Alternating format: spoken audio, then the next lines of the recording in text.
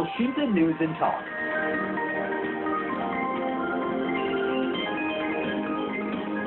Pemerintah melalui Menteri Koordinator Bidang Kemaritiman dan Investasi Luhut Binsar Panjaitan kembali mengubah durasi karantina bagi warga negara asing dan juga warga negara Indonesia yang datang dari luar negeri dari 3 hari menjadi 7 hari masa karantina. Sebelumnya pemerintah telah melonggarkan masa karantina pelaku perjalanan luar negeri menjadi 3 hari, namun adanya varian baru membuat pemerintah mengevaluasi kebijakan tersebut. Bagaimana anggota Komisi 9 DPR RI melihat kebijakan ini? Saat ini kami sudah terhubung dengan anggota Komisi 9 DPR RI, Rahmat Handoyo. Elshinta News and Talk.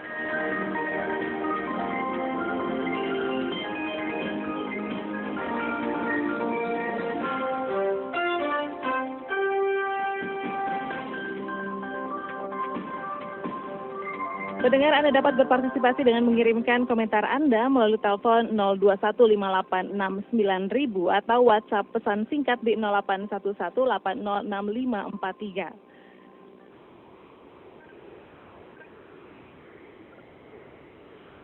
Selamat siang, Pak Rahmat. Selamat siang, Mbak Mutia. Apa kabar? Salam sehat. Assalamualaikum. Pak Rahmat, bagaimana anggota Komisi 9 melihat kebijakan yang kembali diberlakukan oleh pemerintah? Yang utama dan terutama kita harus sadari bahwa saat ini adalah era pandemi ya. Pandemi dan seluruh dunia juga belum bisa mengendalikan secara keseluruhan, termasuk kita. Artinya bisa dipahami ketika proses kebijakan pun juga mengalami penyesuaian-penyesuaian, mengalami perubahan, menyesuaikan suatu situasi dan kondisi di dunia. Termasuk perubahan waktu warga negara Indonesia maupun asing yang masuk Indonesia harus karantina selama 7 hari itu suatu hal yang sangat dipahami ya. Ingat bahwa karantina itu adalah bentuk pertahanan. Karantina itu adalah benteng pertahanan negara. Kita pernah mengalami kebobolan yang namanya varian Delta yang sudah mengacak-acak tanda petik ya. 2-3 bulan lalu menjadi pilu, banyak ribuan yang gugur. Nah, berkaca dari itu, saya kira bisa dipahami. Memang pasti ada dampak yang lain ya, barangkali pasti otomatis dari sisi ekonomi, wisata. Tetapi kita tidak boleh menghadapkan antara ekonomi dulu maupun jiwa dulu. Semuanya simultan, tetapi ketika harus memilih, saya kira kebijakan pemerintah harus masuk akal dan bisa dipahami. Bahkan termasuk, mohon maaf, harus saya sampaikan, per besok tanggal 30 November, Jepang melarang seluruh warga dari dunia manapun masuk ke Jepang. Itu sebagai bentuk perlindungan negara Jepang untuk menyikapi situasi dan kondisi virus yang sudah dinyatakan berbahaya dari WHO itu, termasuk kita. Nah, untuk itu saya kira yang paling utama dan terutama adalah bagaimana kita harus menegakkan aturan itu baik di lintas-lintas perbatasan, dan yang kedua adalah kita tidak boleh panik, tidak perlu panik, tetapi tetap ikuti protokol kesehatan seperti yang disampaikan oleh pemerintah, kemudian vaksinasi, dan salah satunya adalah ditambah dengan aturan-aturan seperti ini, termasuk kita membatasi warga negara asing, bahkan kita juga diklasifikasi kan, kita juga sudah menetapkan negara-negara yang menjadi sumber ditemukannya varian Omicron itu juga sudah tidak dilarang atau tidak diizinkan masuk Indonesia, kecuali WNI yang dari negara tersebut itu pun juga harus dikarantina selama 14 hari.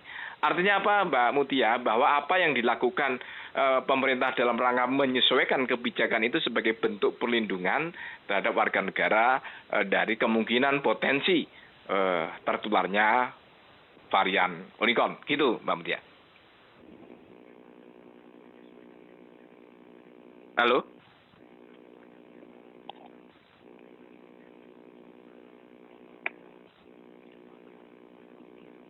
Baik, berarti ini keputusan yang sudah terbilang tepat ya Pak untuk melindungi warga dari varian terbaru yang kabarnya ini lebih ganas dibandingkan dengan varian Delta seperti itu. Ya, saya kira seluruh dunia menyikapi kok. Banyak negara sudah menutup, bahkan termasuk bagaimana Jepang misalnya ya, menutup seluruh dari warga negara asing yang mau masuk ke Jepang itu per besok hari tidak ada ya warga negara asing yang masuk ke Jepang itu tidak ada. Nah, kita menjadi salah satu yang tanda petik cukup longgar ya, ada 7 hari. Kalau dibandingkan dengan apple to apple dengan Jepang lebih ketat lagi dengan Jepang. Negara Malaysia juga melakukan seperti itu, negara yang lain seperti itu. Memang harus disadari bahwa memang ada dampak yang serius termasuk yang daerah-daerah wisata. Tetapi kita harus berkaca kepada 2-3 bulan yang lalu ya, bulan Juli Agustus itu karena kita mengalami kebobolan terhadap varian Delta. Terlepas memang varian Delta tingkat masifnya penyebaran begitu luar biasa. Tetapi karena kita pintu-pintu masuk kita itu begitu luas, bangsa kita begitu luas, ada pintu masuk darat, laut, dan udara. Nah, berkaca dari itu saya kira bagaimana tidak sebatas aturan saja. Ketika sudah ditetapkan 7 hari itu ya kita harus konsisten, petugas juga lebih integritas, tidak tergoda terhadap rayuan-rayuan yang tadinya menjadi 7 hari, tidak perlu 7 hari. Nah, ini menjadi salah satu kunci bagaimana kita melindungi dan menyelamatkan warga negara. Ingat sekali lagi saya sampaikan bahwa karantina itu adalah bentuk pertahanan negara, benteng negara kita. Kalau kita itu lemah, kalau kita bobol di situ, saya kira juga mengalami satu dampak yang luar biasa. Dan harus diakui memang ini adalah bentuk yang dinamis. Kebijakan itu barangkali ketika nanti di negara lain perubahan situasi yang ada di negara lain bisa dikendalikan atau ternyata ada sesuatu yang tidak menjadi khawatirkan, saya kira bentuk kebijakan itu bisa berubah. Yang tadinya November kemarin kan menjadi 3 hari ya, tapi begitu cepatnya informasi dan begitu cepatnya dinamis yang ada di luar negeri terhadap varian ini, saya kira pemerintah mau tidak mau memang perlindungan utama dari sisi kesehatan, melindungi jiwa, kebijakan itu memang bisa dipahami. Meskipun harus selalu saya sampaikan bahwa ini pasti akan memukul dari sisi sektor pariwisata. Tapi ketika diambil memilih, ya bagaimana tidak bisa pilihan antara ekonomi dengan pelindungan nyawa dan pelindungan jiwa manusia rakyat Indonesia. Saya kira langkah yang diambil oleh pemerintah itu saya kira sudah tepat, pantas kita dukung ya, dan tidak sebatas dukung, bagaimana kita menegakkan aturan itu agar yang paling penting adalah kita bisa antisipasi, kita meminimal mungkin bahwa virus yang di Australia juga sudah terdeteksi. Kemudian di Hong Kong sudah pasti sudah kita tutup karena sudah terdeteksi di sana lumayan banyak. Nah, inilah salah satu bentuk keinginan pemerintah dalam rangka melindungi dari kemungkinan potensi penyebaran virus. Saya kira sudah tepat, Pak. Itu sebagai bentuk penyesuaian terhadap situasi dan kondisi yang ada global, kondisi virus COVID begitu.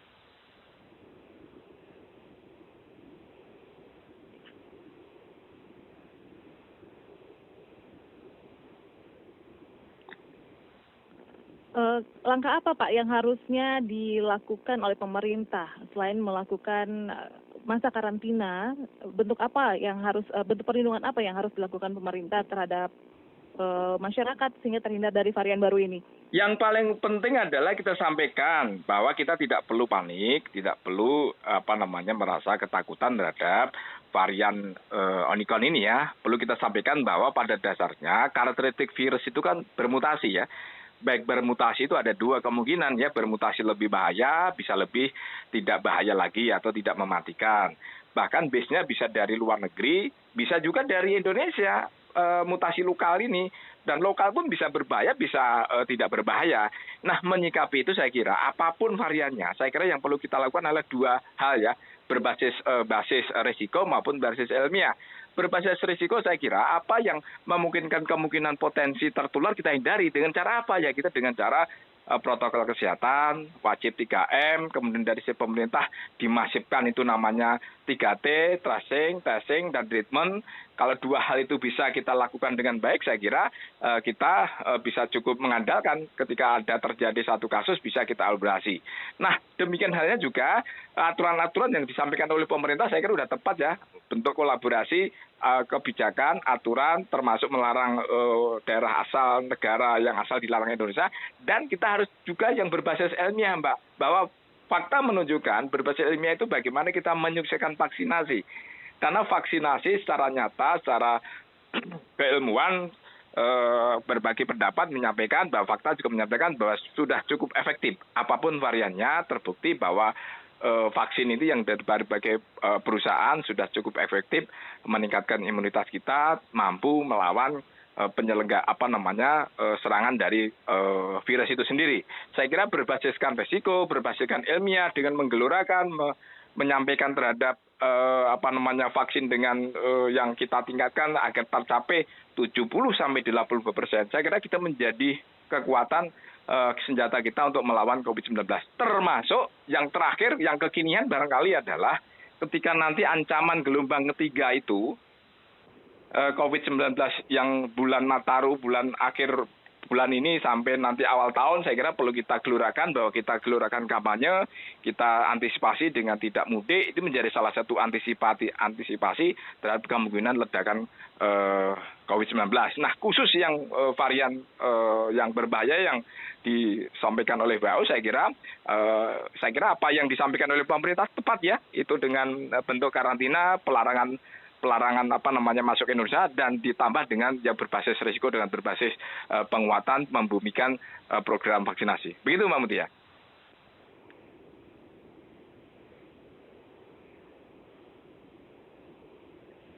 Baik, kabarnya ini akan ada peraturan baru Pak Rahmat, katanya akan diberlakukan yang namanya travel bubble. Nah, bagaimana dengan rencana travel bubble ini sendiri Pak Rahmat? Saya kira apapun terus kita mengikuti perkembangan di masyarakat internasional ya. Kalau ternyata mengharuskan seperti itu tidak ada masalah. Itu sebagai bentuk pelindungan juga gitu ya. Artinya apa? Keputusan kebijakan itu tentu harus menyesuaikan dengan yang akan terjadi atau yang telah terjadi di negara-negara lain. Saya kira dunia wisata pun di Eropa juga mengalami satu goncangan ya, tidak terkecuali di kita sendiri. Kalau ternyata beberapa waktu lalu kita juga pernah dikritik, kita telah kecolongan terhadap varian Delta karena kita merasa terhadap longgar. Nah, inilah kita akan berkaca dari masa lalu gitu loh. Kita tidak bisa serta-merta wisata-wisata itu kemudian terjadi bubble, ya kita harus antisipasi dengan baik gitu loh. Termasuk Nataru itu juga kita harus antisipasi dengan baik. Artinya apapun, keputusan itu harus kita dinamis ya. Bukan berarti keputusan pemerintah itu berubah-ubah. Ya memang harus berubah. Harus menyesuaikan situasi dan kondisi. Karena kondisi COVID kan unpredictable. Jadi artinya tidak bisa diprediksi bagaimana ke depannya. Bagaimana bahkan, mohon maaf ya, di Indonesia belum ada atau belum tidaknya kemungkinan potensi ditemukannya varian-varian yang bermutasi di lokal itu bisa lebih bahaya atau tidak. Artinya ya memang kita juga harus siap siaga. Laboratorium kita, litbangkes di berbagai daerah harus kita kerahkan, antisipasi ketika terjadi kasus-kasus COVID ya di lokal juga harus kita teliti sedemikian rupa. Namun apapun, sekali lagi, apapun variannya, apapun bentuknya, kita tetap menggunakan dua hal tadi ya, berbasiskan perilaku, berbasiskan resiko, menghindarkan terjadi risiko kerumunan COVID. Yang paling utama juga adalah bagaimana ketika ada satu kasus, 3T itu harus kita gelurakan, dan yang utama juga adalah bagaimana vaksinasi itu menjadi yang harus kita faktor digalakkan. Meskipun kita juga harus pahami bahwa perusahaan farmasi dunia sedang meneliti, saya baca di media, untuk menyikapi terhadap keberadaan virus Omicron ini. Mereka membentuk bahkan menyempurnakan terhadap vaksin-vaksin dalam rangka untuk melawan terhadap virus Omicron itu. Jadi artinya memang dinamis sekali. Entah itu wisata, entah pun yang bentuk kegiatan yang lain pasti akan mengalami satu bentuk dinamis. Entah apa terjadi goncangan apapun di negara-negara lain, kita juga harus menyikapi dengan harus menyesuaikannya gitu ya. Jadi kita memang harus antisipasi kemungkinan potensi yang paling buruk sekalipun, kita harus antisipasi. Meskipun harus disadari bahwa saat ini Indonesia mengalami kita bersyukur pada Allah ya. Situasi saat ini landai, kita cukup bagus, namun harus sadari tidak ada yang namanya negara yang tadinya stabil menjadi stabil terus, tidak ada. Nah, inilah menjadi potret dan cermin kita bersama. Memang kita harus siap dalam hal kesiapsiagaan dari segala kemungkinan risiko yang paling buruk, termasuk bagaimana kita dorong kepada Menteri Kesehatan ketika rapat dengan Menteri Kesehatan untuk menyiapkan peralatan obat-obatan, peralatan oksigen ketika potensi jangan sampai berkaca yang kemarin kita mengalami kolaps, tanda petik pelayanan kesehatan kita lumpuh, oksigen kita kekurangan, obat-obatan, vitamin mengalami kekurangan. Nah, inilah bentuk antisipasi kita untuk kita perkuat. Artinya apa? Secara infrastruktur kita perkuat, tetapi secara kebijakan kita setuju dengan apa yang disampaikan oleh pemerintah, tetapi potensi dan resiko kita kesiapsiagaan terhadap kemungkinan terburuk juga harus disiapkan. Dan itu harus kita dorong kepada pemerintah. Begitu, Mbak Mutia.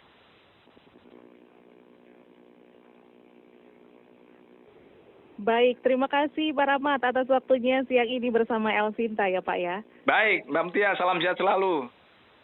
Jaga kesehatan. Assalamualaikum Terima kasih dan salam sehat Pak Rahmat. Demikian pendengar